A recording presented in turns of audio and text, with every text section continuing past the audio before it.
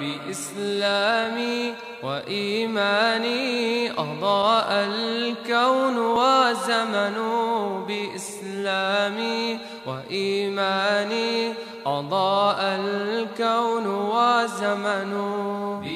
Slavery is what slavery's always been.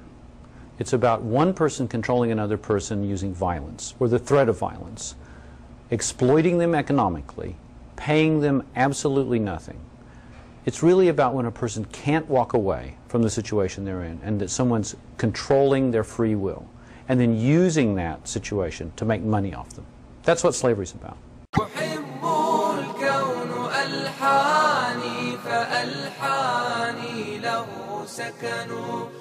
Welcome back.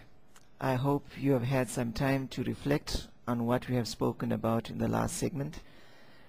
And in the end, I mentioned that in terms of the theory, God exists. I'd like to clarify that because some of you may find objection in it. Just as gravity is a theory, but we accept it because of our observation and the deductions we make from it, that gravity is a fact. In much the same way, due to our observation and our deduction, we come to the conclusion that the existence of God is a fact. Anybody who studies the evidence cannot come to any other conclusion. We now pay close attention to man. Who is he? What is he? And the question that we are going to be looking at in this segment is that of slavery. We know that through the years God sent messengers to all the different nations of the world, and the messengers came basically with a message of truth, and we've been told that the truth shall set us free. That being the question, we've got to ask ourselves, are we now free? In other words, is the message relevant any longer? In order to answer this question, it's a very important question, we're going to look at freedom in context of the world in which we live, because you cannot consider the question of freedom in isolation. We are free in relationship to the world in which we live. Now, we have a system of public governance called democracy, and this applies to most countries in the world.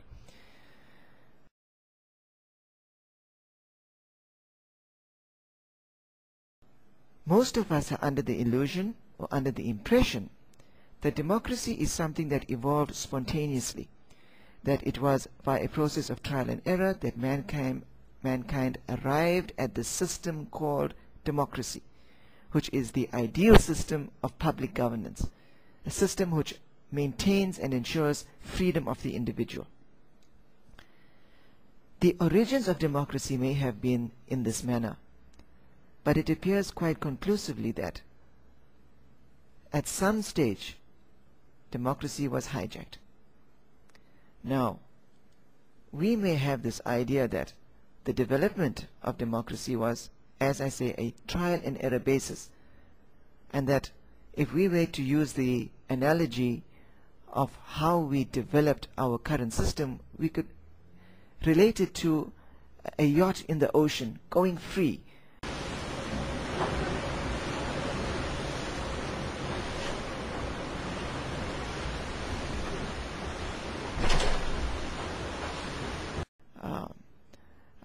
No cares in the world, and going to the place that we feel is best at that particular point in time. But what if in fact we are not sailing in an ocean, but that our path has been predetermined, such as people that are sailing down the rapids in a river?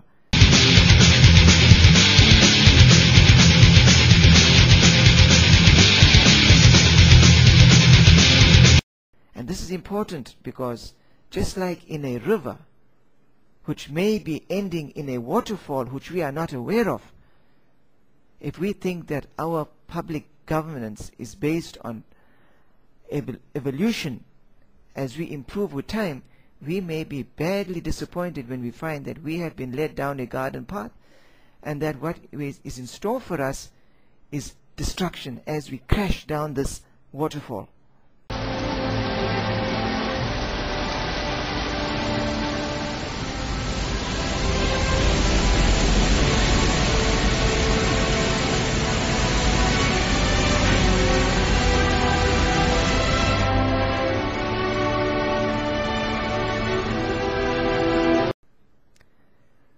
Usually at a waterfall we see rainbows, and at a distance when we see this rainbow we may think, ah, there's the pot of gold. But what if in fact we are the gold that is going into somebody else's pot? And that is why the question of slavery is so important. If slavery was not abolished in the past, if the ideas that many people have that this world is in the control of a group of people, then we should find evidence for that. And I would like to quote for you something that was said by the former US President Woodrow Wilson, who said the following: "Since I entered politics, I have chiefly had men's views confided to me privately. Some of the biggest men in the US in the field of commerce and manufacturing are afraid of something. Are afraid of something," he repeated. "They know that there is a power somewhere so organized, so subtle, so watchful, so interlocked, so complete, so pervasive, that they had better not speak above their breath when they speak in condemnation of it." Woodrow Wilson realized that there was a force that existed. In terms of the protocols, we read, "Who and what is in a position to overthrow an invisible force?" And this is precisely what our force is. So if we are going to examine the question of slavery, the first thing we need to understand is, what is a slave? Now, we may have this idea of what a slave is. We have these pictures in our mind.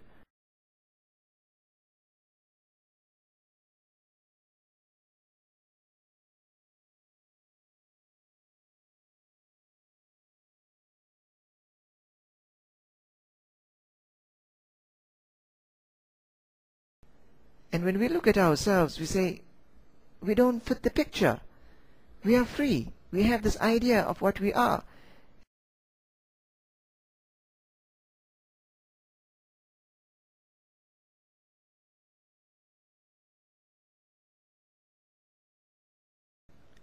In order for us to understand ourselves better, we need a better knowledge and understanding of what is a slave. And the best definition I can come up with that looks at the essence is, a slave is any person who does not own the fruit of his or her labor. Let us look at this a little closer. Let's say, for example, that you are totally free to do whatever you want to do, where you want to work, how you want to work, how many hours a day that you wish to work, how much you wish to grow, how much you wish to manufacture. But at the end of the day, if everything that you've produced, every cent that you have earned belonged to me, then irrespective of this image of freedom, you actually belong to me. And you can describe our relationship by whatever term you want. And a slave is as good as any description. If the wealth that you produce does not belong to you, you are a slave. So what we need to look at is, in terms of this definition, how do we compare? If we do not fit this definition, then we are not slaves. So let us look at ourselves in terms of our income.